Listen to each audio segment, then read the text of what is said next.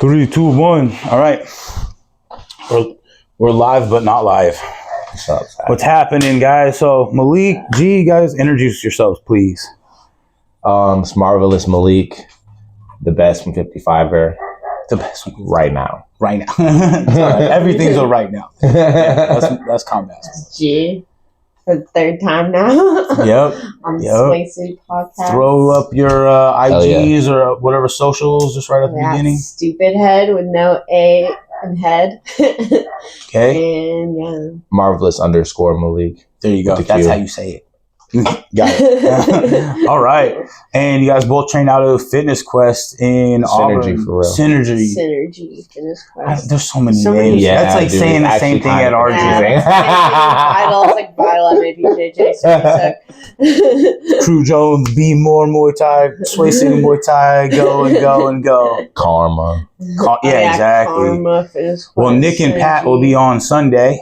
Oh, yeah. Oh, yeah? Yep. Hell yeah. So I'm trying to talk to them big and dog. see if they want to do like a live one and just kind of, because it'd be like 10 in the morning. Oh, yeah. Just run live with it and then upload it Glad again they're making later. It through. Did you see I'm glad Pat's they're last making one? it on. Oh, for sure. Yeah, I was there. Oh, yeah, I forgot. Yeah. Bro, that was fun. Never seen a sequence like that. Crazy. Never seen a sequence like that. Bro, right as it happened, like my heart dropped. Yeah. You know what I'm saying? Did he want? When he got hit, I was like, oh shit. And then plop. And I was sitting next to JoJo's aunt or something like that. Up in the very back wall. My back's against the fucking bleach. Might have been his mom. Yeah. Something like that. Or She's from Puerto Rico. I can't remember that well. There's a lot of people. For sure. Bro, the people in the crowd, I said it already. Were you guys in the crowd? You get here. Yes. Oh yeah, you're a little further down. Fucking the dude that's like, punch him. And the other guy was like, yeah, grab his dick and twist it. Yeah, It was like, God, you guys gotta be like this. Yeah, that happens at every show. Yeah, every show. When we were just he was like, squeeze harder. And then he's like, don't squeeze. Yeah. Squeeze, don't squeeze. Yeah, dude. It's just like,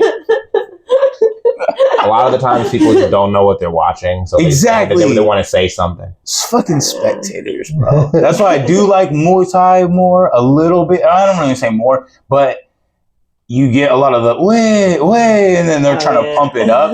But then you do get the slow times, and you get some crowds are like, boo, Yeah. fucking boring. And then with Muay Thai, like, I don't have to explain it to you. You know what a knee to your gut looks Right. That's a You know good what I point. mean? Yeah. You know what you're looking at. Yeah. That's a good point. A lot of ground game. You don't really know. kind of, you don't, dude, back when like Hoist Gracie was like triangling motherfuckers, bro, people didn't know what it was. I think that was some of the appeal of it. It's like, whoa, how did he do that? Yeah, I want to just do falling that. out. Like, oh shit, he's got magical powers. And it's a lot of the people that are like disinterested in getting hit or wanting to just be that kind of a fighter or a brawler. I'm like, oh, I wrestled in high school though, I'll go around. So I think it kind of like definitely opened up an avenue for the other avenue people, because how many martial arts right up into then? The Bruce Lees, the karate guys, the taekwondos, et cetera, watching Bloodsport, watching Karate Kid, it's all striking. Yeah. Not a ton of wrestling. Like, wrestling was fucking Ric Flair. Woo. I can't do that high pitched shit. But aside from like the combat sports history and like professional wrestling, when you get to like what's like popular for like fighting, like all the way up until like the 90s, like people didn't associate like grappling with like fighting. right, You know what I'm saying? You're right. It was like boxing. Who was like the toughest fighter in the world in the 90s? Like, oh, it was Mike Tyson. right. You know what I mean? No one was like, it's like a fucking judo guy or nothing. That's why You know I what I love the UFC ones. You see there's like clips of the first UFC roundtable and all the people from I think it was the very first year, the first couple one, and they were sitting there going back and forth about like the whole event. Hoist is sitting there, and they're all, they're just all bullshitting. But one of the dudes I didn't even know, it's a big ass Samoan dude. Yeah. It's like, they're all like, holy shit! Because I've seen him in like a couple movies and That stuff. Samoan dude he was like a black guy or something, like, got knocked out clean, bro. There was like a Dutch kickboxer guy. Yep. Ooh, and then fucking his teeth went into the crowd. Bro, if the UFC still had those rules back then, I'd be like a desk jockey or something. I fucking wouldn't fight, bro. So here's another thing is like, I'm waiting for another fucking thing to come up and be like, we're just going to use their old rules. No thanks. But some people would jump in. People. Think about Lethway though. This fucking Muay Thai with headbutts. Oh yeah. Like I'm good. Lethway's fun to watch. You watch that. It's fun to watch, but it ain't. I ain't trying to say. I don't think no headbutts. The crazy thing about Letway is like if you get knocked down, they give you like 2 minutes to recover. So like you like the only way you can leave is if he kills you. Yeah. That's why it's like that old school rules. You can't go any other way. That's fucking insane. Getting back to Pat's fight, man, like you said, when he got dropped, bro, that fucking up kick and then missed in the second one was the craziest quick little sequence. I watched that back so many times and I just like fucking that whole night was wild though. Yeah, so many fast finishes. Yeah, dude. It went by super fast. There's something like that sometimes, bro, where like it'll be like I don't know what it is, bro, like a human fucking a human fucking tick or pattern where like sometimes everyone in one corner will lose. You know what I mean? Yeah. Or like there'll be finishes the whole night. It's super weird like that. Or there'll be no finishes. That's just like a fucking energy in the fight game, like energy in the room kind of shit or something. Something, bro. Like to the point where like I haven't really thought about it. Matrix shit. You're just like all blue corner, some lazy fucking tech. You're like all blue corner wins tonight. It's rigged. Like fuck, dude. There's something. Hey man, like I've tried really hard. Can you program me to win? Like, bro, there's something like magical about it, bro. Almost, you know what I mean? Like something that we don't know about. Like fuck it. What do you call it? I can't even think of the word, but like woo shit. Yeah, woo shit. Where like my shorts down, man. I just went swimming earlier, dude. Where like my coach Ron, like, yo, if everyone starts losing in one corner, we gotta switch. You know, we can't. If you lose, we can't hang out with you, bro. There's like a brutal knockout might be followed by like a bunch of other brutal knockouts. Like once the tone of the night is like set, I feel like it kind of follows that. It's kind of weird like that. I don't like that shit though, but. It is what it is. What do you mean you don't like it? I don't like feeling like it's predetermined. Yeah. Like something's gonna set the tone. Like I don't. Superstitious. I want to feel like I'm controlling this shit. Like I tried hard. I'm gonna fucking make it my fight, advantage. Bro. But like, what if it's the same thing? You know what I'm saying? So like, you try, you train for this, but like you're in the losing corner. You go out there, you have a great fight, but it doesn't work out. It happens. You know what I mean? It happens. Fuck. That's the fight game, man. Especially like the shitty part is like there is no next game. There's no game 6, game 7. There's no best of 3. There's no World Series. There's no 16 game season. You get one and done. If you're lucky, you get a rematch, and it's never the same fight. Dogs have lost too. Fuck yeah. We were just watching Alicia Rodriguez lose, and I was like, she's still that fucking dog. It was like back with her Smilla fight. I don't like Smilla. Really? Not that I don't like her. Very raw. So here, nothing disrespectful, but lanky kickboxing people and lanky Muay Thai fighters, you see them cheat their distance a lot. And because of that, you see them get sloppy. Like they'll kind of roll with their punches versus being precise like a boxer. Kinda. Yeah, but like at the same time, they'll just throw like looping almost haymakers at the same time because it's easier for them, especially against shorter fighters, to where they have to be like on point and precise. Now, if you look at like a lanky fighter that is precise with their hands, like a precision boxer would be. Yeah. There's no chance of you taking really damage against a shorter fighter. So, like, why would you allow that? Why are you going to sit there and work that? And I've seen her actually improve. So that's not that impression has gotten better. Fight. Yeah, Alicia has improved a ton too. She's going to fight in like she's a my couple favorite weeks. female fighter. Yeah, her she's mine fucking Bullet too. Shevchenko. Me too. Fucking tard. Who's your favorite female fighter? Or do you have one? Joanna. Yeah, probably She's in my leather top 5. jacket Joanna, dude. Yep. She was like fighting when like I was like just started. She was like, I had just started trying to figure out my style, and she was freaking people, bro. You know what I'm saying?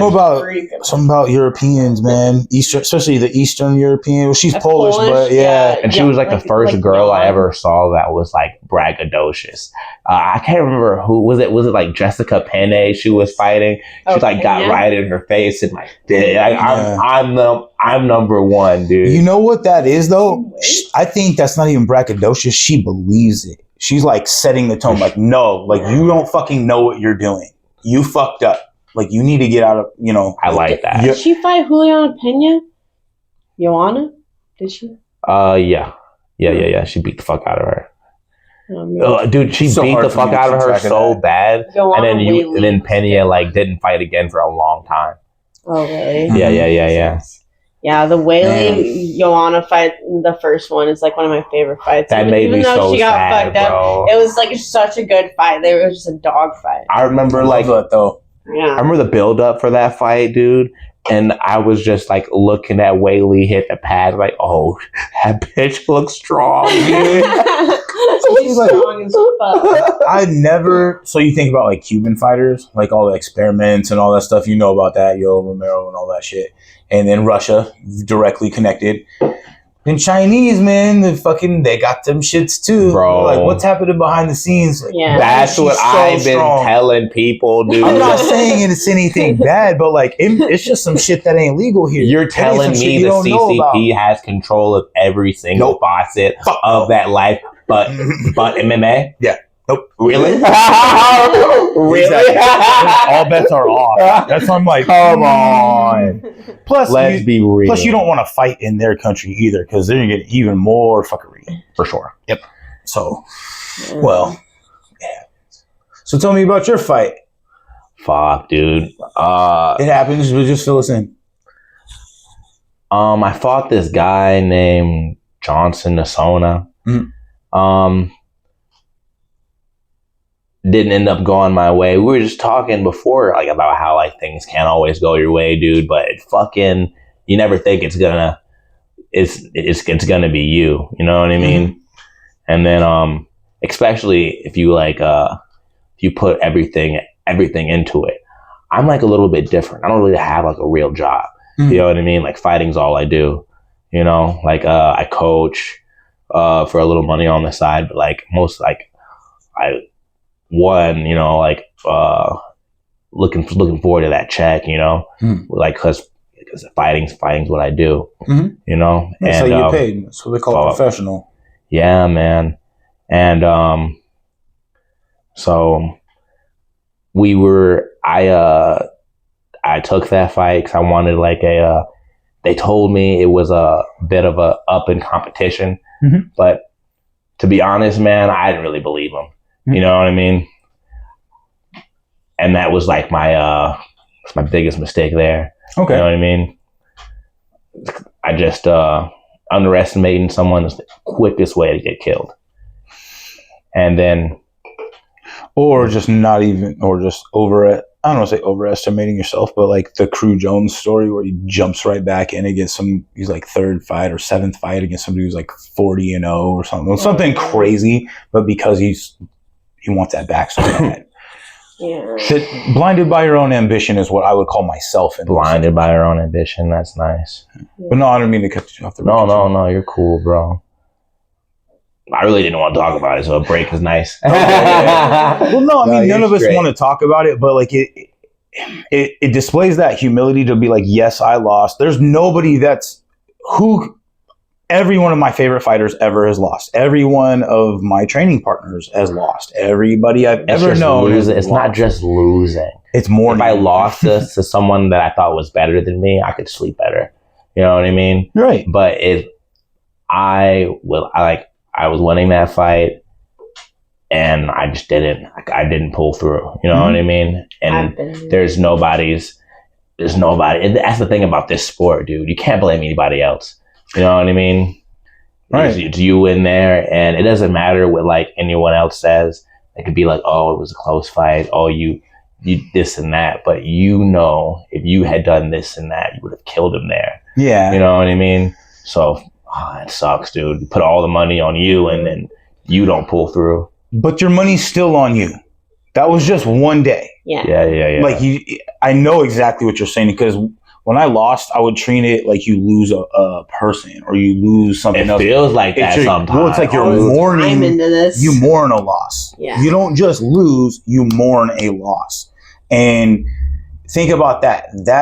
But what are you going to do now? It should help drive you to back that in the gym level. already, dude. Exactly. Exactly. And doing everything you can, keeping that at the front of your mind, driving you, or even if you put that in the back of your mind, is like, I'm going to get past that, but keep pushing forward. Whatever it takes to get over that. That's the true overcome of it, because like when you lose somebody, like you mourn an actual person that you lost, you know, You're not dead. Yeah. You're going to get stronger and overcome that. It's like a fight you want to run back exactly that day, and you can't. Yeah. It's like it already Every competitor has a loss. Even if you run it back, it's still a different fight, and the other one still happened. You had your title fight too. I want to run mine back, but and I wanted to jump right back in full force, and then I got in that car accident, and then that kind of tripped me up on so now I'm just kind of like training easy. Because I can't train hard. That life kicking your ass. That sucks. Mixing with still having bad feelings about how I didn't display my full the potential I have to do that title fight again and win it. I wasn't doing that night, so I just kind of wish I could run it back tomorrow, but I've concussed. This whole story, we've all got it, and I think not only every combat sports athlete, but every athlete that competes at a high level is going to have a loss they regret, or a performance they didn't do their best. But how it's always boils down to that night. You know what I mean? There's I don't think so. Not exactly. You don't? Well, it boils down to your prep. I can there's a floor of performance, right? No matter what if I go in the gym drunk and high, I won't lose to. I still won't get beaten up by you. That's my floor of performance. Right. You know what I got what you're saying. Your worst day is that's their best day. Yes. So if I can I just need to raise my floor of performance to where even on my worst day I beat Nasona. Right. All right. And then fuck Nasona. Even on my best day, I want to beat it. Even on my worst day, I beat Islam. You know what I mean? So it just kind of showed me where I was. Yeah, and that's all right. In your head, you think you're oh, I'm here. You know what I'm saying? Mm-hmm. And then the reality is different. And fighting is cool, dude, because it shows you and it shows everyone else the reality. You know what I mean? Yeah. And there's nobody to blame it on.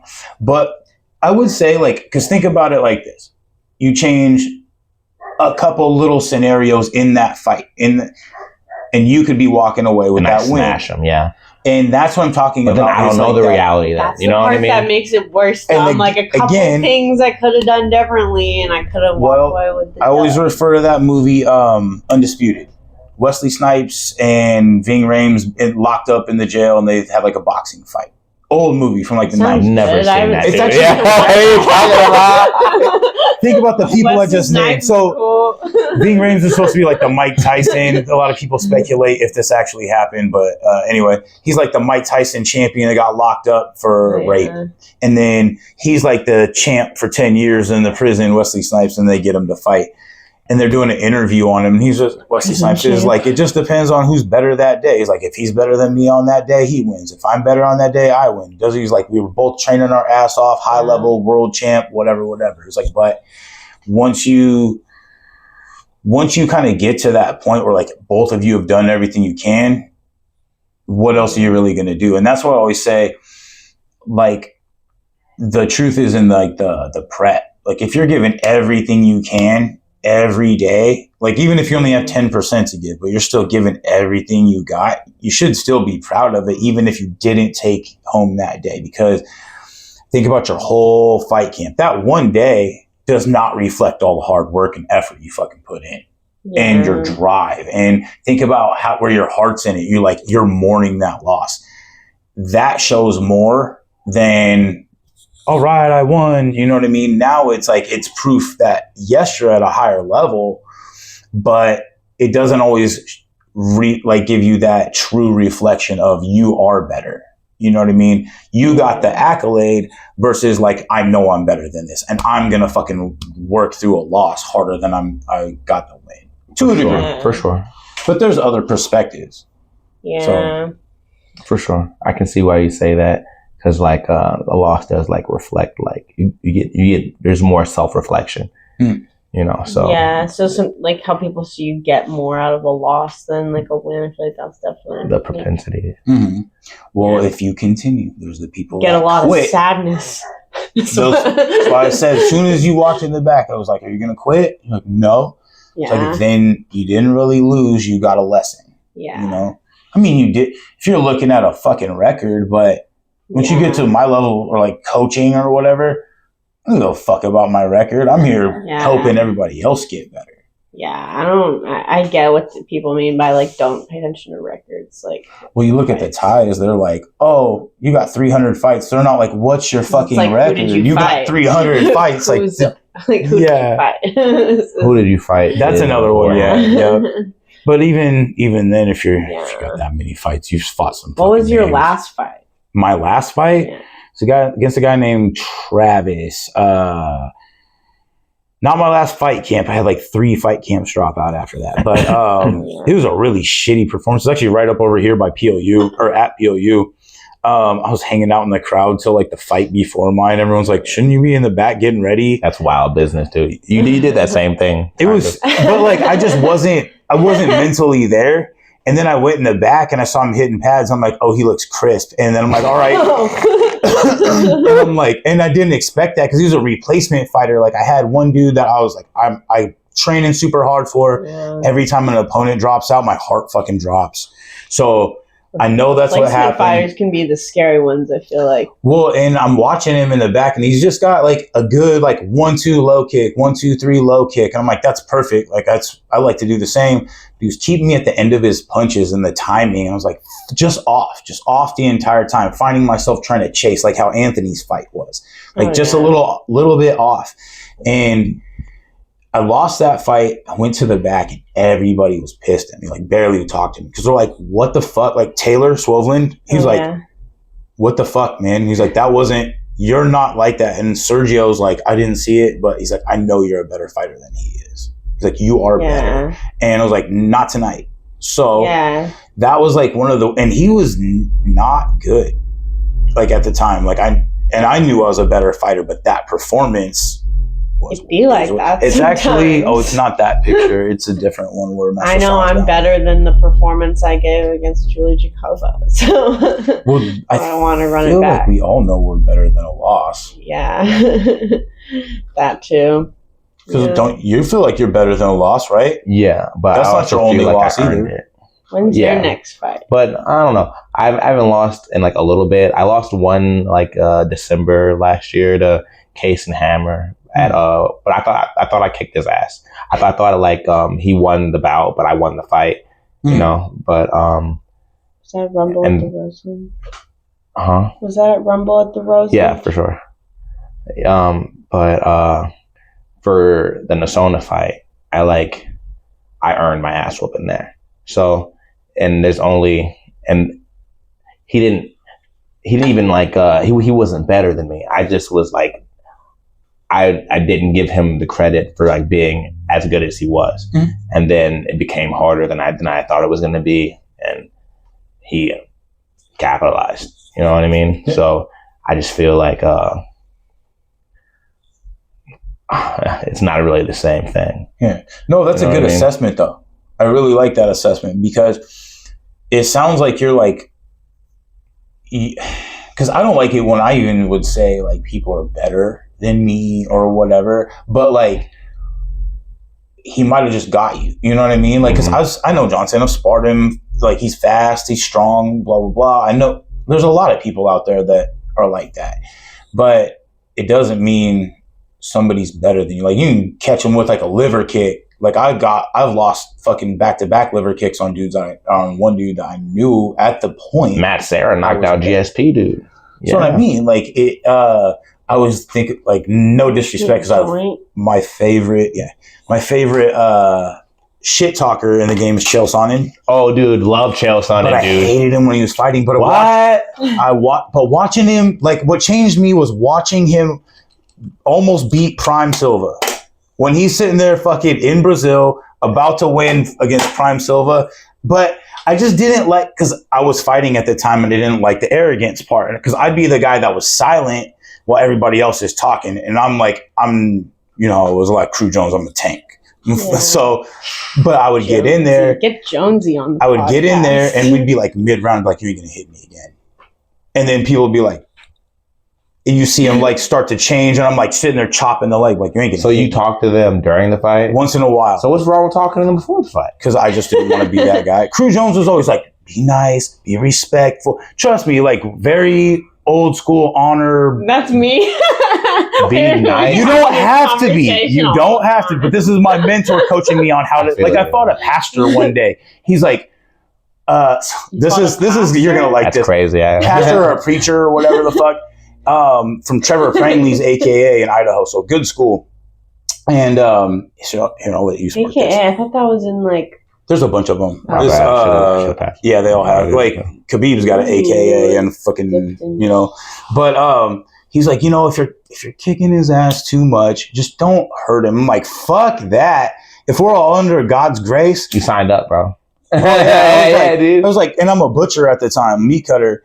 And I'm like, he ain't fighting a butcher and I'm fighting a pastor. Is that your fight He's name? A fighter. No, I mean, a bunch of people said that's what everybody said, but I was like, that's my profession at the time. It's like, it just kind of, but anyway, I was like, we're not, he's not fighting a butcher, he's fighting a fighter, So I was like, it's like, there's no way, like, I'm gonna fucking not take, but I wasn't trying to take his head off. The dude that broke Crew Jones' leg, I was gonna be the first person to decapitate somebody with a head kick. That video. That was my plan. Crazy. That's wild. I was like, and I got to spar him, but I fucking had him bleed out the face. Wait, you were sparring the guy that broke Jones' leg? It was after he dropped out from our fight. That shit was crazy. But I was out for blood. Like, blood in the water. I want to make him drink his own blood. But you think it'd be weird for you to, like, say mean things to a guy before the fight?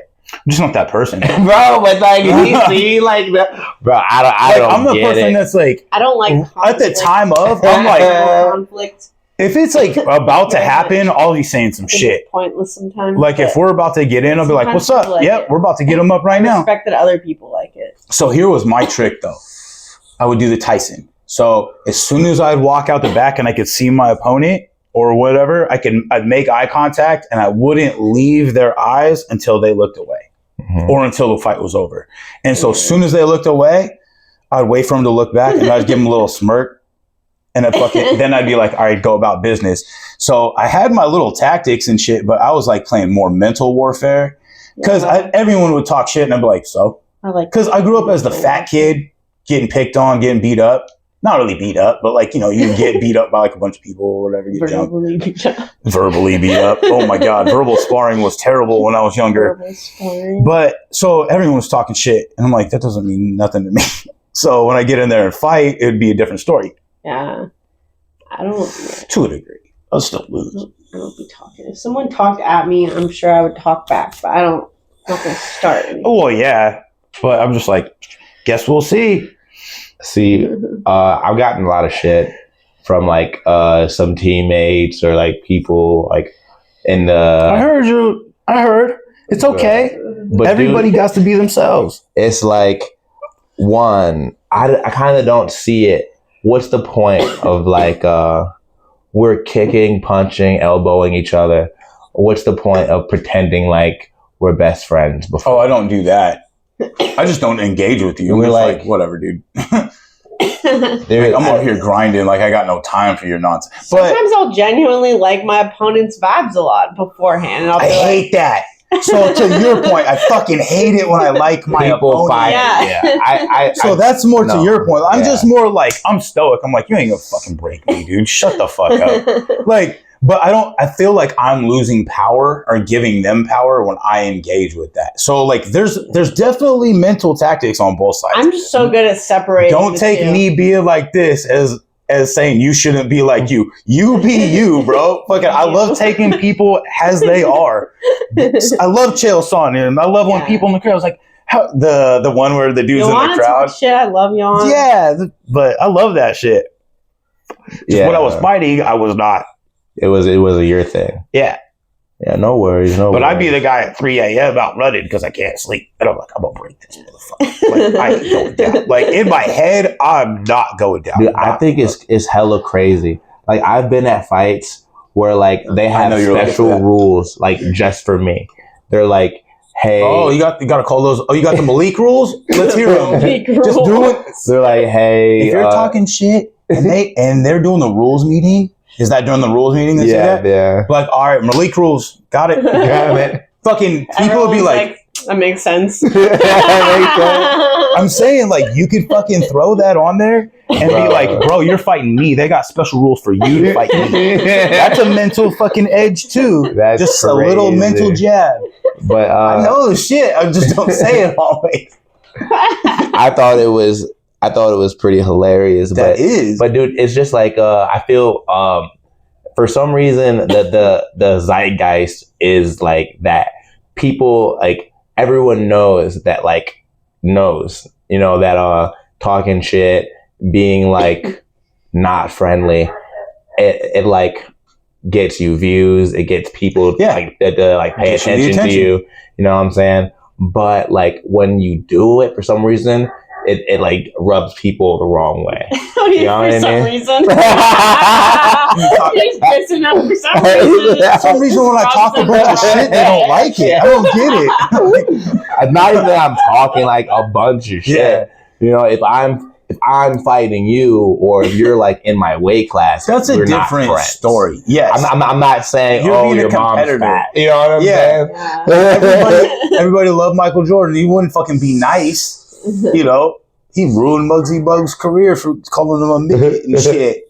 Like, there's fucking warfare tactics, bro. Like, I ain't hating on nobody for having them. Yeah. And I take it like, and even like what we're doing, it'd be different if we were like, I don't know, like bloggers or something. Dude, if you win that fight, I don't make that money. There's a win and a show.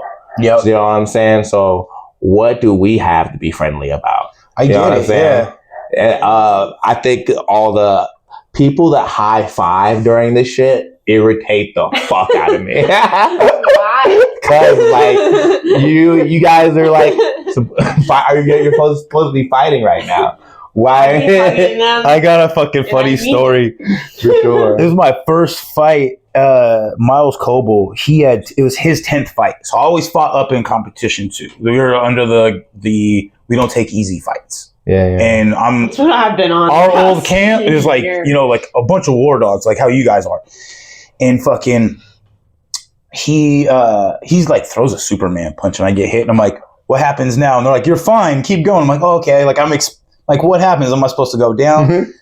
I remember for sure. I get him and I fucking go bah, and I catch him with the overhand and his face lumps up and he's like this and I don't keep going. The crowd's ooh, and fucking he takes a step back. We both stop, laugh, and grin at each other and go back at it. So like that kind of shit, it does happen. And I was like, yeah, it was kind of a funny moment, but we're just, imagine we go at it real quick and we stop, stumble, and we smile and keep going hard. I still think one time I like hugged Kevin Gutierrez like this after we fought, but it was because I was sure I had just choked him out, so I kicked his ass already. Well, your dopamine levels are high. You're like, I just fucking won this shit. You're like, yeah. There's no upper. That's insane. I love. There's no other reason. There's no reason to do my that. opponents. I'm like, we just shared in this. He just hit really you hard in the awesome face. Thing. Yeah. No, I hit him hard in the face. But you know what I'm saying. But he hit you before with a Superman punch, right? Yeah, we were going at it. Exactly. What are you arguing for? Because you just shared in that moment. Look at my leg right here. That's through the leg shield. So this guy kicked me like 20 times, 15 times. No shin pads. Never fought with shin pads. Never fought with gear. Only gloves, obviously. And I couldn't walk at the end of the third round. So like they're like in the event, because it was a good fight. They're like in the event of a draw, we're gonna go to a fourth round. Oh, and so I'm like, yeah, dude, I could barely fucking walk. It sucked. And then for like a month, I'm working in the meat department. I lose a fight, working in the meat department. I could barely fucking move. And I used to go, it's a Winco on 72nd, and I used to have to walk from the back doors all the way to the front to get like the perishables. Take me like 5 minutes to walk to and from. People are pissed. But if I had just sat down like Uriah Faber or whatever, probably would have got a blood clot. Oh no. Bro, you motherfuckers are like trauma bonding. I love it. You're not supposed to be friends with a guy that's just like, or a girl that's actively trying to beat the shit out of you. But you're both doing it because it's fun. You enjoy it, and you're like sharing that memory together. I feel like you tapped out the cherry. You're the pro at tapping out the cherries. Oh, my fault. I think I did that. Oh, okay. Damn. She's a pro at it too. It's ass. You even kill that anyway. Yeah. I mean, I don't really care either way. Like, I like how you are. I like that people are, because we need every aspect of that in the sport. Strokes, you know, look at like Machida. Like, people still fucking love that guy for how he was, the stoicness, all that shit. Yeah. People love Chael Sonnen. They love McGregor. They love fucking Poirier. It doesn't matter who's saying what. Like, they love the fight. Dude, the fight game's so weird, dude. Because they're like different strokes, dude. There's so many different people in this shit, dude. Yeah. You meet like it's almost like the only thing all fighters have in common is that we agree to like show up at a place on Saturday and fight. And we're gonna do our best to get ready. Do our fucking absolute best. But like, what is getting ready though, bro? Because Yuri Prochazka is out there punching trees. Yeah. You know, that's why your camp's getting ready is different from somebody else's camp's getting ready. So like, we're gonna find out. And that's why we're going back to what you said earlier, the beginning UFCs. Let's see who's got what. Let's see, like, okay, like how many Taekwondo, like high level Taekwondo guys you see right now? No offense, G.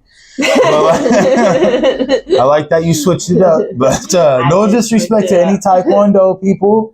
I think the UFC has shown, like, since we're like talking about it, I really like to get like deep into like martial arts technique and like what works and what doesn't. Yeah, dude, like Taekwondo, like, or the turning kicks really work if you can like get a guy in a position where there's only one way out. You know what I mean? Muay Thai stance is very prone to that, squared up, eating that kick. And then if you could use the wall as a block, you know what I'm saying? Just like hurt a guy against the wall. There's only one way out. Those types of kicks really, really work well in those situations. Kind of like funneling them into that kick, yeah. We actually had a guy a long time ago. His name was John Albert. He fought under Dennis, and then with us for a bit. He used to try to set those up on me, but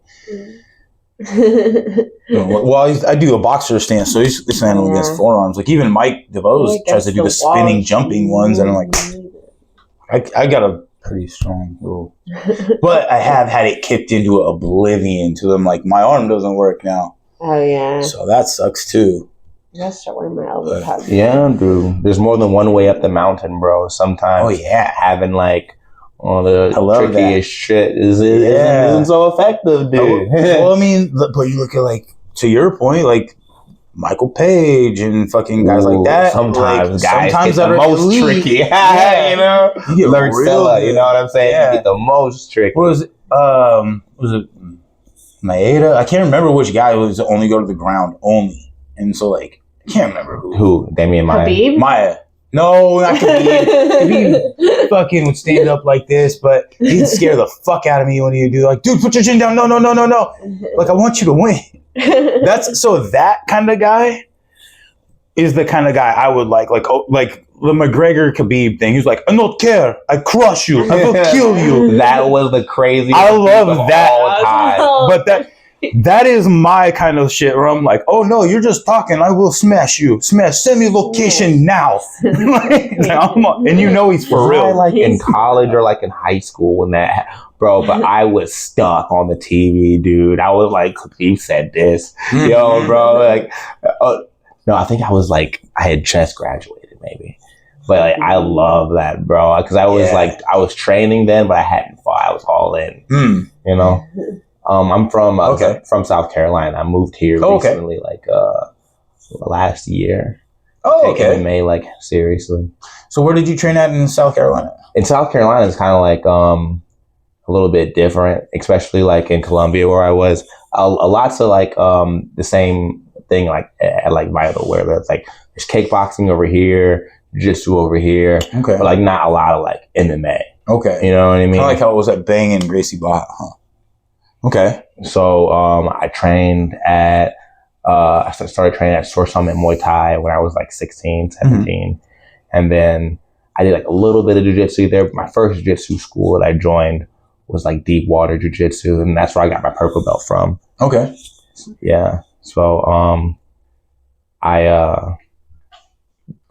had like my first fight after I graduated college, and when I was like 23, something like that. It's kind of like old school there, where like there's not that many fights. You kind of like a fight like who's like available. You know what I mean? So my first fight was like a kickboxing fight with this dude who was like 14-3. Kind of how I started. You take whatever fights are showing up. He was 14. He was 14. He's 14-3. Like he was a grown fucking guy, bro. He showed up to like the weigh-ins with like a fucking black. I was like, oh shit. He's serious. Damn. What'd that do for your mentality? What did that throw you off at all? Or? Oh, for sure, dude.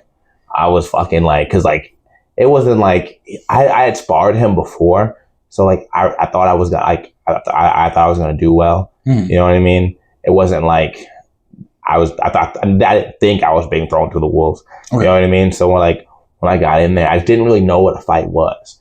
You know what I mean? If that makes sense. So like, I won the first round. Like I hit him like kickboxing. Yeah. I hit him like hard, like, how hard I hit people in practice and they want to stop. You know what I mean? So I'm like, okay. And then I did it again. And then he kept coming forward. I was like, oh no. It's not enough to stop like sparring. Yeah. I know that one. That's my coach. He's like, oh shit. That's how I learned. Yeah. So he ends up breaking the fuck out of me. And so coming back from that loss was hard. You know? And that was your first competition, like no smokers. Is that what you were saying? Yeah. Okay, yeah, because like because I did a smoker before my first fight, and that gave me that experience out at West Coast in Auburn. That was my first. Yeah. So, but it's actually against RJ. No way. Yeah. RJ first one. No fucking way. So he showed. So wild story. Fucking, I'm training hard as fuck, right? Like this is going to be who I am. I got a fighter with a day job kind of mentality. So this is my first event. I'm ready to go. It's like the end of the night. My name's not on the list. And like Crew Jones was like, hey man, like he sold like a couple tickets, like 3 people came to watch, blah, blah, blah. And so RJ showed up late from work and they're like, you're 155, I'm 195. That's and RJ as fuck. Hey, and so we're like, fuck it. And so I'm looking at him like, there's no way, like, Crew Jones is like, watch out for somebody that might have like a He was a little tough dude. And then the dude from, was it Kitsap is coaching, the big dude. Yeah. I fucking throw a heavy leg kick because we're leg kickers. And he's like, and I got this right hand, I'm coming forward. And then the coach starts yelling at me. He's like, dude, you got like 40 pounds on him. Tone it down. Crew Jones like, just don't kick that leg anymore. So like because of my size, I did very well. RJ also did pretty well. Like it was a good scrap, but at time, 5-minute round and then a 4-minute round. What? We were not training any sense. Yeah, what? But everything else was like 3-minute rounds. But this is like their first or second maybe time that they've done the event like before they pride rules. I think that's kind of what it was. Kickboxing. But Man, it was a fun fight. And Crew Jones, everybody's like making fun of me because I'm chasing him across the ring with this high hand. He runs a little bit, yeah. And I'm, you know, you're how big it is. as fuck too. Huh? And I fucking march you down. Like XJ was talking about this. He's like, you get these eyes like I've never seen before. Like okay, just get me back out of that. Yeah, you do be marching people. Yeah, but when I'm like angry, if I'm willing to push your head back and start elbowing you on the ropes. Yeah, but that was a kickboxing. West Coast always kickboxing. Yeah, right? yeah. No, I was just talking about it. Oh yeah, I fought for someone 30 pounds heavier at West Coast. Yeah, that's the XJ.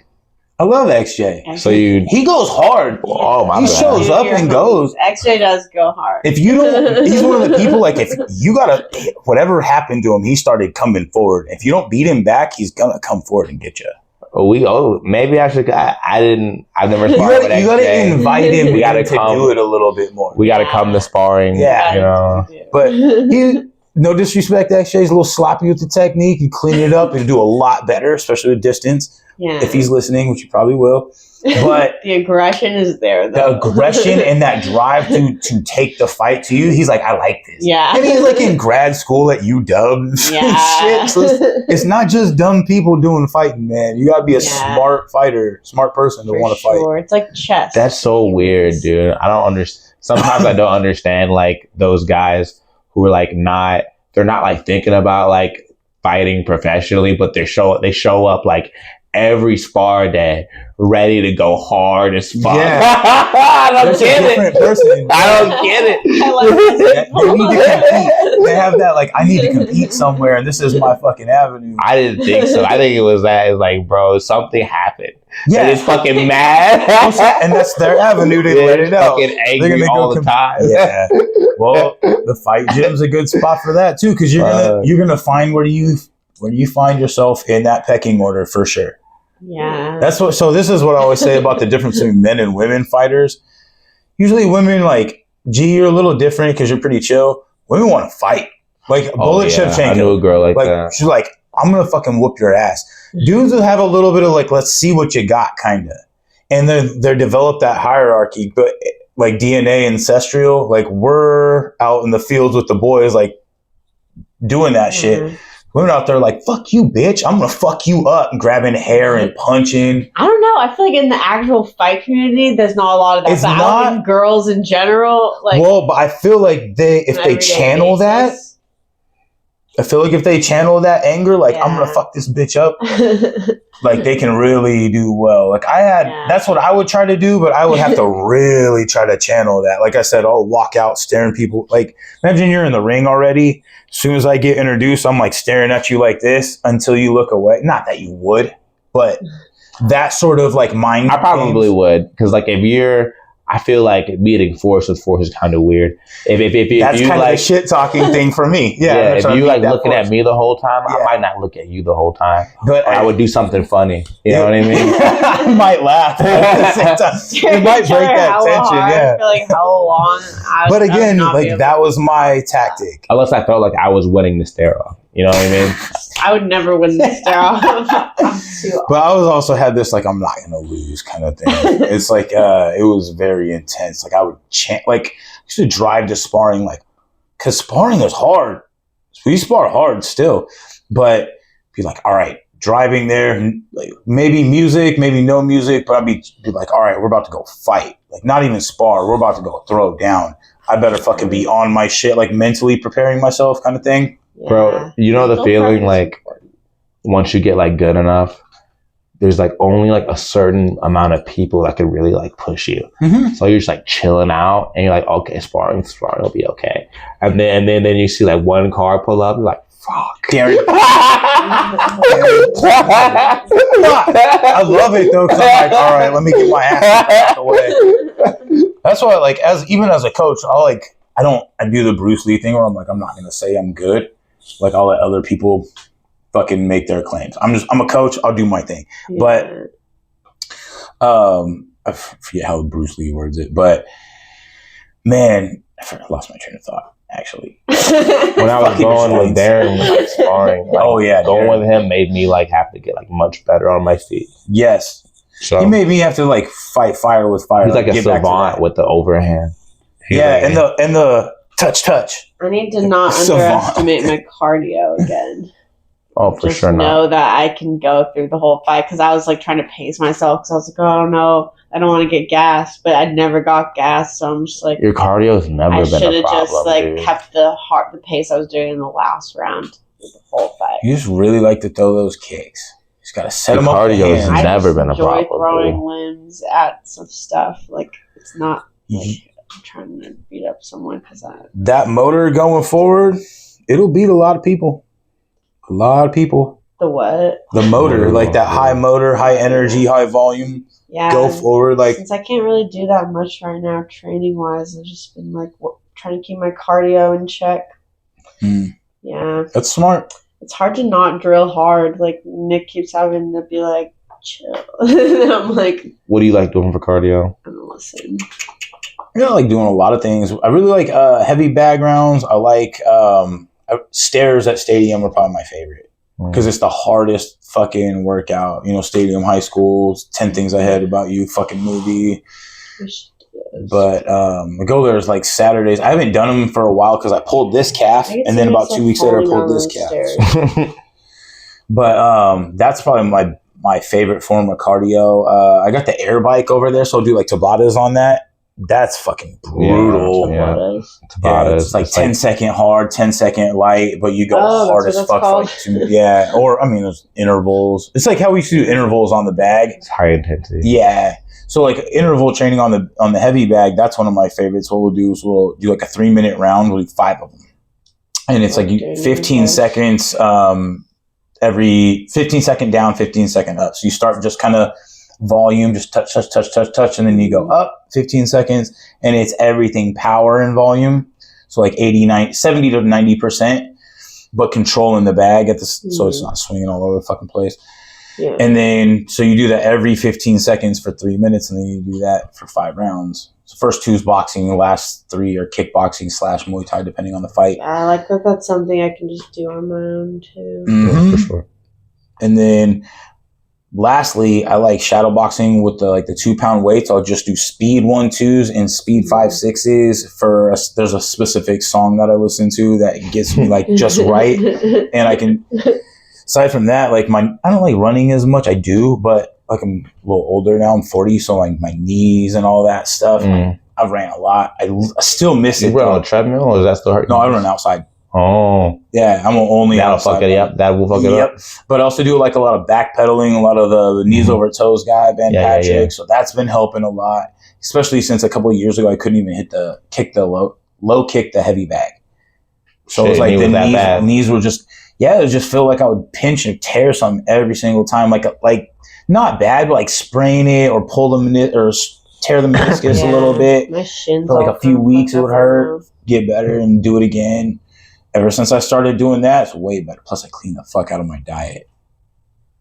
That was probably it. Cleaning up your diet's hard, man. Especially when you're fat Zach. It's hard, bro. I always want cookies. Yeah, exactly. It's like a fighter's curse, man. I want cookies. I like, for cardio, I feel like the best thing for fighters for cardio is fighting. So I spar a lot.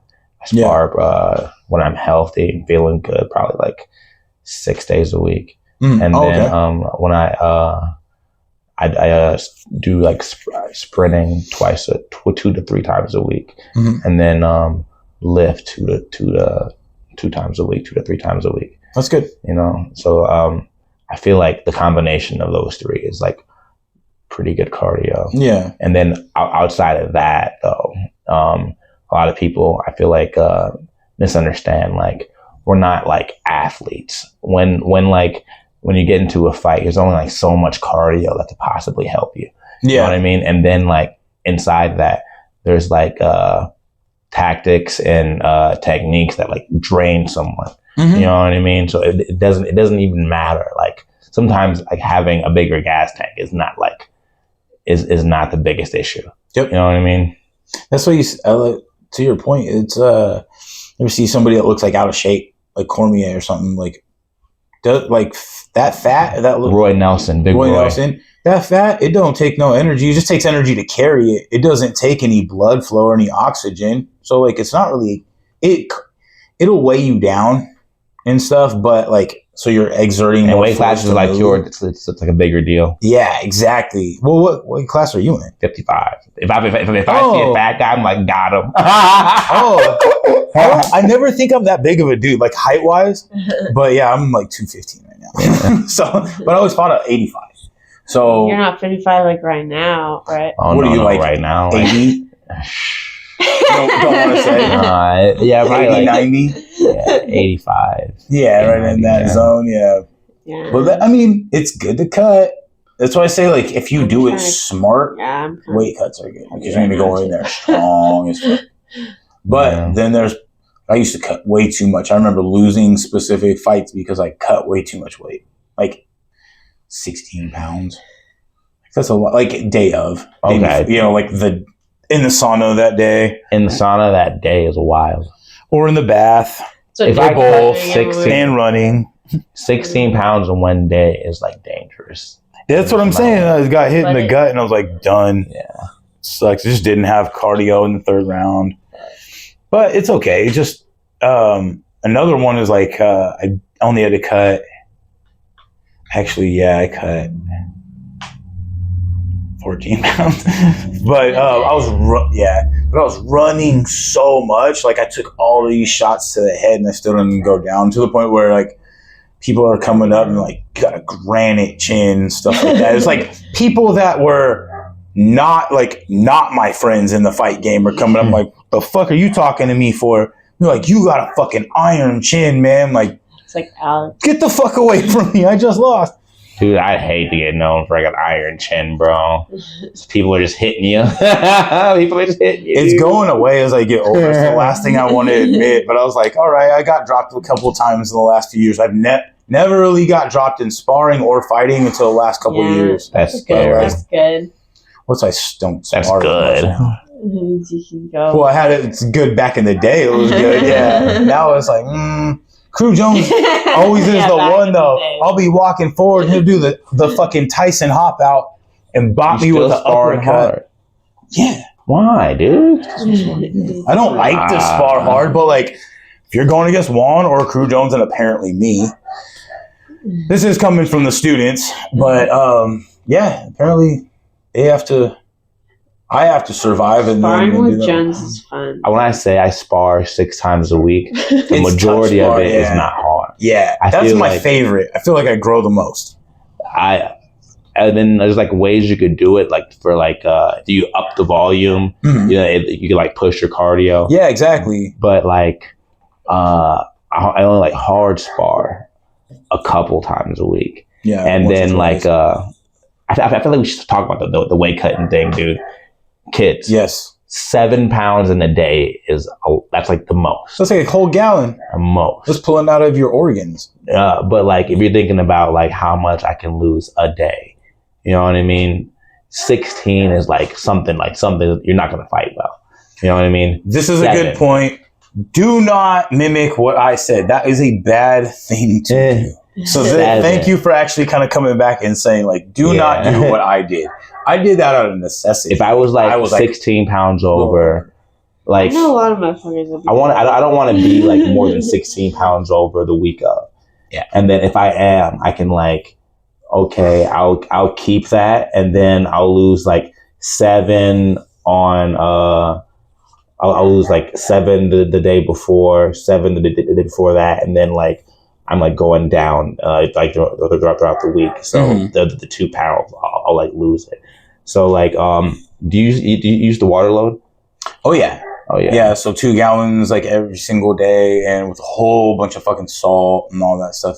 Exactly. That whole thing. Actually, Anthony's dad, Ollie, fucking put me on that long time ago. Yeah, it's not fun. It's not fun. No, you're pissing. Coworkers are like, bro. Because I used to work in the meat department when I do this, and I'd be like fully like. You're still doing the butcher shit. Yeah, well, but then you got to wear like your coat and all that shit and your knives. So like I'm getting back from fucking suiting up and like cutting a couple things. I'm like, oh, I gotta go. So they're like, just go run the fucking floor, man. I'll have like a gallon that I piss in my office. Oh, damn. Yep. Going straight like The Rock. Grab a bottle and piss in it. Let's hit a quick pause on this. I'm going to go shut my fucking dog up. First time ever on the podcast, even though there's only 8 episodes. My little dog, Silo, a.k.a. Scrappy Doo.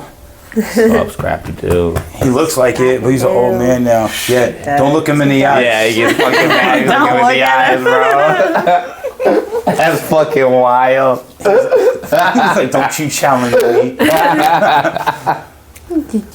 But this is the one, like, we used to always tease him, or tease G, because he'd be like, this is your boyfriend. Because he'd come over and be like super protective of her. Like, sit by her and be like, get down. He'd be like, and then try to hump her. And he doesn't really try to hump anybody else. I was telling him that. Yeah. And so she said that, or Brian said that they're hanging it down at the Mejias. Brian and Katie's, I don't know if you know them yet, but kind of. they're friends down in Lacey. So they were like talking about you for a bit, and then all of a sudden you started saying somebody's growling, and Brian started freaking out. So like, that's this little motherfucker. Well, it's got good taste. What? Got good taste. Yeah. G's the homie. So I don't fucking look at her like that, but there you go. So, but this little motherfucker. How old is he again? He's an old ass boy. Like 13? Yeah, just hit 13. Yeah, it's oh, like man. my cat. My cat was 12. R.I.P. Yuki. Let's not get into that. It's fucked up. Oh, we were talking about like cutting weight before. Yeah, cutting weight sucks. It definitely sucks. It's like the worst part of the sport. For sure. I feel like though, it's like kind of like a martial art or a discipline, like within it. So I'm kind of tripping now. I don't know. Don't look at it. And Don't look at it. Oh fuck. He's a little growler though. He's vocal. He's like, "Brr." Okay.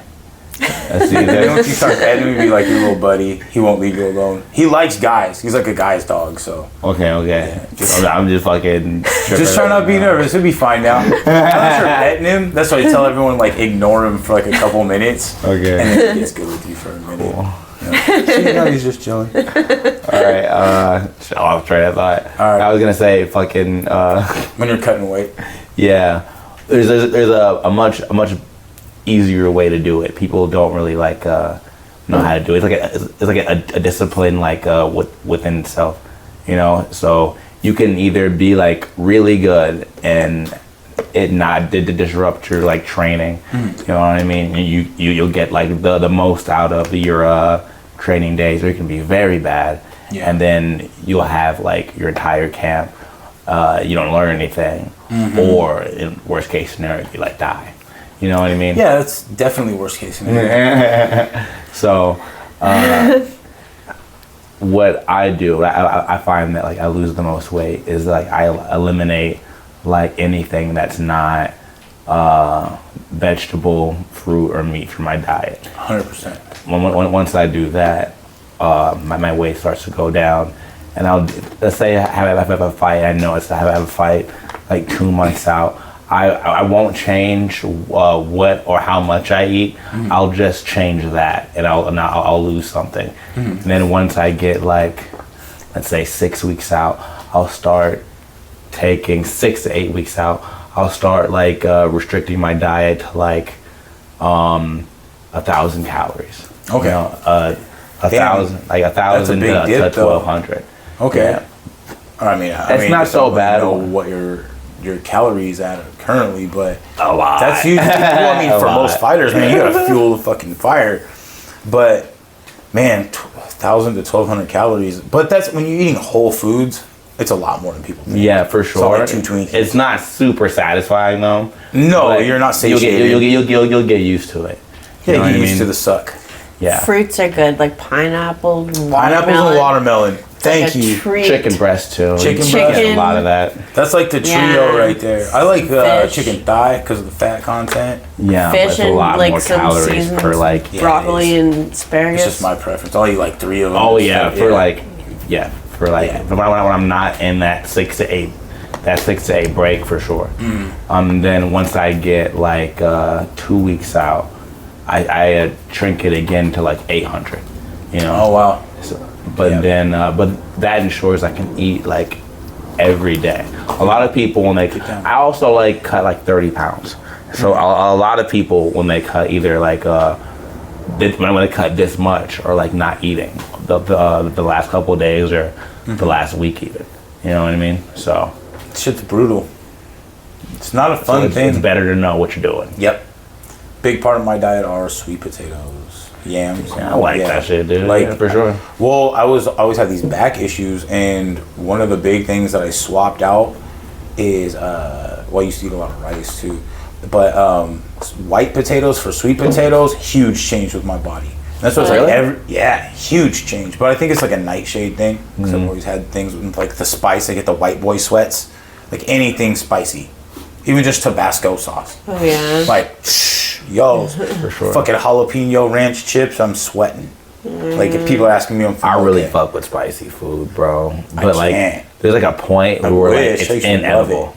Yeah, you know what I mean. That's what it. Yeah, my God. I don't want to talk about it. No, I don't want to talk about it. But so, what do you think about? So when you're starting to cut your diet out, what do you think about like seasonings? Because that's what like, especially like when it comes to like chicken breast and sodium content. I started putting Johnny seasoning on my popcorn. We're talking about weight cutting. You better not be eating popcorn and weight cutting and shit. Popcorn? Like the like healthy popcorn? You know what I mean? When you're on that diet, 1,200 calories. The unflavored shit, it's just popcorn. That's what I be doing. Okay, that's something that I've never heard of this, but I'm not trying to discredit you. This could be a new thing. Unsalted, unflavored popcorn during weight cuts. Oh, but she also cuts like 8 pounds, so it's like way different.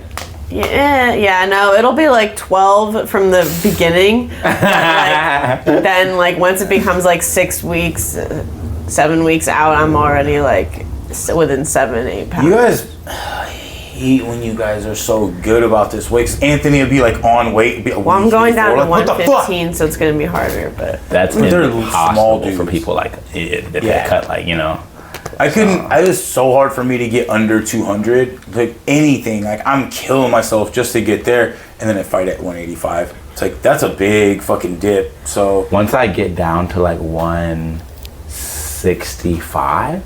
I look different. Yeah. You know what I mean? It's weird. My coworkers used to talk shit, like, bro, you look green, not even, or like gray, not even green. You look like you're gone. My cheeks get like sunken. Skeletor status. Yeah. Yeah, I'm not excited. But if you do it right, bro, you can still have pop on your punches. Oh yeah, you're just lean. But they always say like when you start getting really lean like that, your brain works really well. You know what I mean? Like especially if you're fueling it properly. I'm a much meaner guy. Yeah, because you're aggressive. You're on the hunt. Like primal. You tapped into that primal shit. But I love that. Like, that's where we need to live. Like, getting back to your point, like, as a fighter, this is where it comes into the we don't play fighting. We fight. You know, like, you can play other sports. It's high-level competition. But you look at, like, I mean, I don't know what you guys think about, like, the whole Jordan, LeBron thing. But when I talk about Jordan, like everyone's like, he was a killer. I'm like, he was a basketball player. Like, I don't know dick about basketball. But if you put somebody like that with that attitude or Kobe in a fight game, it's a different story because a lot of people have that exact like Mamba mentality in the fight game. So like, I'm not talking about even the basketball thing, about his attitude and approach. So Kobe was like a hard worker or something? He's like the hardest worker. Yeah. Like known to be like the hardest worker there was. And like because of the talent the talent pool wasn't as deep as like Michael Jordan or whatever. Oh, yeah. And like LeBron's like really physical. I feel like basketball players also don't work that hard, like as a rule. So like some of them don't. I mean, I feel like some of them work incredibly hard. Just never know. Maybe, dude. But I don't fucking. It's just a different sport, though. It's not the. It's working hard to play at a competitive level. It's not working hard to be as dominant against another human being that's trying to hurt you. Yeah, it's a very different avenue. I'm like trying to beat you up. Yes, I don't not get beat up by somebody who's hopefully very close to the skill level as you are, because you don't want to fight a bunch of cans. you know. Hopefully, though, that's what we were talking about, like the floor. I want like my floor of ability to be higher than like my like toughest competition. Yep. So you just gotta keep training. Keep training. The experience comes. Like I never fought at a level to where I am now. I'm leagues better than what I did when I was in fighting. Yeah. Now I had the physicality, the young man's drive. I still have that. Like when I go and fight. Technically better. I guess. Technically, like in experience and knowledge and everything. Yes. Like so much further. Like everyone's always gonna say, take the knowledge and experience I have, put it in that body. It's fucking game changer. Mm-hmm. But everyone's gonna have like, you do this for how many years have you been training so far? I've only been fighting for like 3-4 years. Training. Off and on since I was 17. So. Oh, okay. Well, but so I've been doing this since 2011. But you think about even those times where you're not like actively at the gym, your mind still works as a fighter. Mm. You know what I mean? You're still like, you're drilling, or like you're not even if you're mentally drilling, you're probably doing something that relates to that, back to that. Because if you're not into other sports, or if you got away from it specifically, you're probably still in it here and here. Dude. Like what I always say is, you never lose the fight, you just lose the cardio. Dude, I feel like that's like also the difference between people that like get something really quickly and then like don't. Like I used to coach jiu-jitsu, right? I used to notice that like, man, some people fucking can get it in like 2-3 months. Mm-hmm. You know what I'm saying? And some people will show up every Tuesday, Thursday, and they never get any better. You know what I mean? And then it's like, what I notice is like, I think it's like the people that like think about it outside of the gym, they obviously they get better quicker. And then like it's sometimes it's like there was like this one person, I gotta say her name, it's fucked up because she's like super nice, but there was like this one person, it was like a mom, she had like other things to do, and like she showed up every fucking Tuesday, Thursday to the jiu-jitsu gym, and fucking was never any better, dude. And it was like very, very minuscule like jumps. You know what I mean? Just had other fucking shit to think about. You know what I mean? She's just kind of there as like her outlet. Yeah, she just was like working out. She's like, I'm here to get a workout. Yeah. See you guys later. Just get that hobbyist approach. Yeah. Like, I'm just here to kind of be here, participate, whatever. Versus there's nothing wrong with that, dude. There's nothing wrong with that. And like the gym owners and management, like, we need hobbyists to pay the bills, which sucks. Like you can't have. I mean, you can have like a big fight roster, but fighters are broke, man.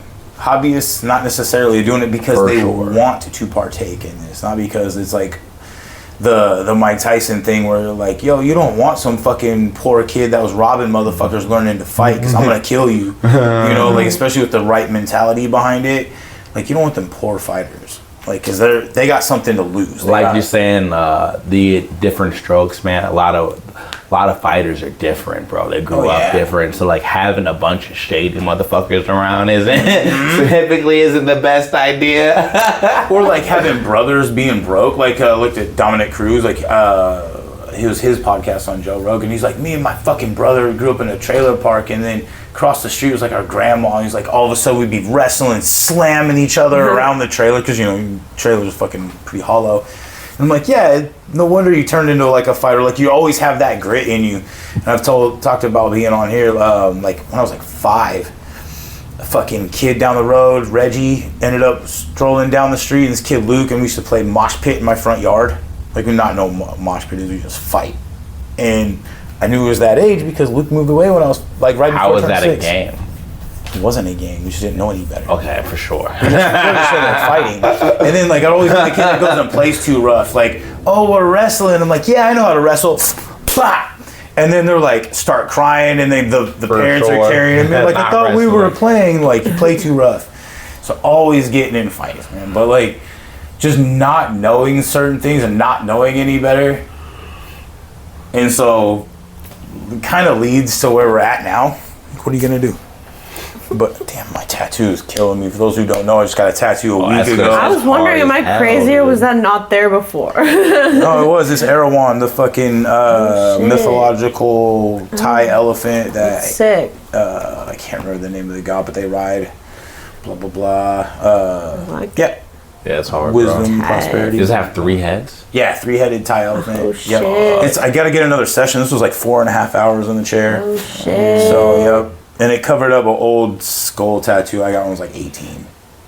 Oh, so there was something there before. Yeah, it's this old skull tattoo. But yeah, it's fucking dope. My buddy Mark did it, and he does it out of his house. So he's all certified and everything, but he does it out of his house so that he can keep his overhead low. It's only $420. Oh yeah. But it's got a whole nother session. Like you see, the back's not fully shaved. He said 420. That's because I was like, did you do that because you know I smoke weed? He's like, yeah. Yeah, funny guy. But yeah, so I definitely want to get more tattoos, dude. I'm always training, and then like I grapple a lot too, so I'm like fucking and really. You gotta take like 3 weeks off of getting it rubbed in. Time off. Yeah, since I can't really train right now, anyways, and my birthday's coming up. People get tattoos on injuries, and I hate saying that. Oh yeah, I'm gonna get a cat Why do you hate tat. saying that? Because you got to be injured to take the time off, and then you're like, all right, I got a tattoo because I had the time. Like, you got to be injured to take the time off. I'm gonna get. But when you find, I'm not judging you. I'm fucked up. Like I might as well just get it done now. Yeah, 2 birds, 1 stone. For sure. I'm gonna get a Malique tat. That's my cat. Oh yeah, for sure. Yeah, that's good. I don't know if I want to do like a portrait or just the word Malique. Cause I'm like, I don't really know if I want like a detailed cat portrait on me, but like maybe. Didn't you say your homie does good pet portraits? Yeah, I just don't know if I personally want a pet portrait, but maybe. It's not just a pet portrait, it's your cat. Yeah, I don't know where, but yeah. Maybe I'll put her in the character's leg thing going on. I got Chucky, Donnie Darko, Bunny, and the guy. Gotta add the Ninja Turtles. Who's your favorite Ninja Turtle? I mean, probably Ninja Turtle. He's the Ninja Turtle connoisseur. Good. You don't like Ninja Turtles? I didn't know that. You don't like them? I like Ninja Turtles. Yeah, you see, no, there's a difference between not caring and not liking. So that's why I'm like, what's this crazy choice, bro? Just curious. She's like, no, I don't like him, but I'm not going to admit it now. It's alright. I know everybody likes Pokemon. I don't give a fuck about them. I'm like, I don't know shit about it. Really? Well, it's not that. Alright, so when Pokemon first hit the US and like the shows and the cards and shit, I was trying to get pussy. Cool. Pokemon? I was not watching TV shows. I was playing football. I'm like, football and girls. And I was not good at either one. Well, I was okay at football, but not getting girls. But I was trying. And Pokemon was like nerdy younger kids, and I'm like, I had to make a choice. I had to make a choice. I feel you, dude. I went the opposite way. I even stopped watching Ninja Turtle. Yeah, you went Pokemon. That's so what like fucking Pokemon, so Yu-Gi-Oh cards. So this is what I always say: is like fighters are all fucking nerds to a degree. Somewhat, because well, most of them are. You have to see be a lot of like super cool high school kids or like popular kids being like the fighter. You do. It happens. There are many ways up the mountain, I feel like, bro. Because like if they're like philosophy of many ways up the mountain. Bro, just thinking, just like for real. Because like if you're like a technique nerd, bro, like a real technical guy, you have to like be willing to like spend the time to like do the reps, and you know what I mean, and then and ingrain it. Yeah. You know what I mean? So who's willing to do that? That boring, technical, you know what I'm saying? Nerd. Takes a long time. But like a guy who just runs across the octagon, bro, and blaps a fucking right hand on you. He's like, I'm not gonna. he's the bar guy. Football and pussy, dude. Drinking with my buddies afterwards. That's a good call. That is a very good call. Because especially like I always think of like Stylebender because he's fucking airbender. It's funny because you know Kevin with the dreads, Kevin Johnson. I was talking about last time. He calls us the Fire Nation when we come in. So I'm like, but I don't know shit about it until I learn You don't know about Avatar? No, I know about Avatar. It was on Nickelodeon. I just didn't watch it. Shit was hard. Dragon Ball. I was in Dragon Ball age. Well, Dragon Ball and Dragon Ball that. Z. Yes, yes. I see that. So there you go. Top tier. I feel like Dragon Ball Z was like pretty good. I think the Cell saga, the Cell and Android saga was the best. Yep. But like, I also feel like people overestimate how good because of nostalgia. Yes. It's also the introduction for a lot of Americans at that age group, or at least my age group. I get that. Frieza, a great villain. Frieza, top tier villain. I thought Vegeta was a great villain for the beginning. Well, just in the beginning when they're starting to show up and they're talking a bunch of shit. But like, what was his like? I feel like he didn't have a like. No, shit. You know, you like the shit talk. That was him. He had That's a good. What I meant. He had good one-liners, but Frieza had better one-liners. Yeah. You know what I mean. And then like, what is your like purpose? Oh, I'm the last Saiyan. Then why'd you just kill Nappa for like not really fucking up? Aren't you like supposed to be like a Saiyan? You know what I mean? You're just not. You're. I just feel like him as a villain wasn't really too flushed out. Yeah. But like Frieza though, you know what I'm saying? And then Cell was like even scarier. Well, I really liked how. So the reason I say I do like Vegeta in the beginning is because he basically betrays fucking Frieza, goes back, gets healed, and does a bunch of like his own shit. He's like, no, I'm fucking like that's Frieza in the Cell saga. I mean, Vegeta in the Frieza saga. Though. Yes, I'm talking about. Okay. That's what I'm talking about. In the beginning, like the Frieza saga, essentially. Oh, okay. But Vegeta being the bad guy in that aspect. Gotcha. That's what I like. Yes, but no, the whole saga. I thought you were talking about the Saiyan saga. He was. Like when he arrived. Yeah. No, I know what you mean. Like right when they first arrived. Yeah, that shit was funny. They would talk some shit. It was funny. And the Ginyu Force, it's like, bro, I love the Ginyu Force, bro. Like, I love comedy gold for that shit. And then Captain Ginyu had like a different kind of power. Yeah. You know what I'm saying? Yeah. The fucking frog. People usually in that show, they like have like kinetic energy beams, you know what I'm saying? Yeah. He like switched it up. Yeah, I love that. Yeah. It was pretty cool. I feel like the Majin Buu portion, I just really fell off. It was like it was good, but it was like, dude, it's also not Akira Toriyama's like vision, bro. They didn't carry that on for commercial purposes. That's why I didn't like it again. Yeah. But I remember that was coming out. It was like senior year, watching it on like the Japanese channel, like it was brand new, watching it like every Sunday night or whatever the fuck it was on. But I feel like that was a lot of my age group's introduction to a lot of that because like Toonami would be on, and like I took Japanese class in high school and was terrible at it. But everyone was into like Gundam. Oh, dude, I'm just getting into Gundam, bro. Like I kind of was familiar with G Gundam, and then like I thought there's kind of like a lot of Gundam series. So I didn't know I didn't know what to watch. So I watched Iron Blooded Orphan, and that shit was hard as fuck. Okay. And then I was like, okay. And then I just finished like Gundam Wing a couple months ago, and that's just I'm all in, dude. It's weird because like, so here's my other side. I know a lot of it's really good, like especially the storylines and stuff. So once I go into that rabbit hole, I'm probably not gonna come back out. Well, they're all different, so it doesn't matter where you show up. Like the boxer dude, Ippo, yeah. So like everyone's like, that's hard. How the fuck are you our coach at this shit and you don't watch this? I'm like, I'm just not that interested. I'd rather watch something funny. I don't know. Like I don't really watch that much TV though at all. Oh, for real? Yeah. So like, that's probably why I watch tons of TV. That's why. Did you watch any other anime besides Dragon Ball Z? Afro Samurai. I love that for sure. Top tier. Is it? Okay. Yeah. See, you didn't know that? Bro, I don't know anime. I don't know where shit ranks. Bro, Afro Samurai is like it's known for like the beautiful animation, the fight scenes, and like it's the very like simple but like well put together story. Yeah, you know what I'm saying? Sometimes, dude, they're like, I really like a story, dude, that has like no loose ends. You know what I mean? The less you introduce in the story, the less you have to like explain. Okay. So all we know is this there's like 2 fucking headbands. Yep. and I'm gonna get one of them. You know what I mean? I'm trying to get number one. That shit's hard. Yeah, but dude. only number 2 can challenge number 1. Yeah, it's hard. very simple, but yeah, it's very hard. And then the way his dad dies and shit. Yeah, I need to rewatch it. But then Princess Mononoke. Hell yeah. I saw that in a theater when it came out in the U.S. Yeah. Ghibli movies are top tier. Yeah. That I haven't one. seen Spirited Away until recently. That's the one where I don't know. I had to put me on flash. I mean, I wasn't doing that. The one where it's like World War II. Spirited Away.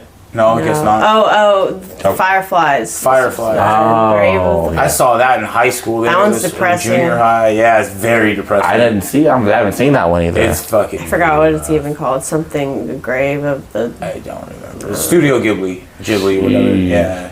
But it's about the fallout after the fucking atomic bomb. Oh yeah, dude! Dropped. I'm listening to Dan Carlin's. I'm in the history. Yes. History podcast. Oh man, yes. Yeah, dude. History on Fire. Hardcore history. Hardcore history. Yeah. There's a bunch of those history podcasts. I love it. He has this one that's called Supernova from the East, and I'm like at the end now where like we're fucking their shit up, dude. And so there's lots of stories like that. I love that, dude. There's so many good podcasts out now. Like you can sit there. That's what I kind of like to do. I'll sit there and listen to podcasts. I've been on this one called Fuel Hunt lately. I've been posting it. Like check a them out. murder podcast. Fuel Hunt. It's like a guys code, guys rules, but it's like very much like motivation, like stuff. Just you'd probably dig it, but I repost their stuff all the fucking time because I like them. I feel you, bro. But yeah, I'm a Joe Rogan stan.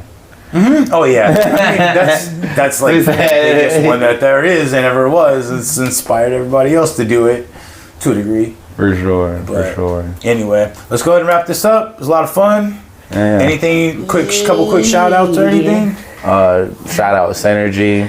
We're the best. We're tied.